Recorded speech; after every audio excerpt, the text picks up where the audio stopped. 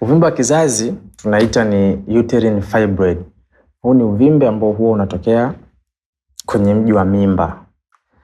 Na uvimbe huu mara nyingi huwa unatokea pale ambapo kuna kukua kusipo kawaida kwa zile kuta za mji wa mimba. Mji wa mimba tunaita uterus, huwa una sehemu zake maalum, una sehemu zake 3.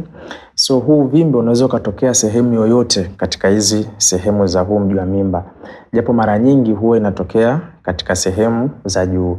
Ugonjwa huu wa uvimbe wa kizazi huwa unaathiri wanawake wa rika zote, hasa wale wanawake ambao wapo katika umri wa uzalianaji. Tunasema women at reproductive age huwa wanapata sana ugonjwa huu wa uvimbe.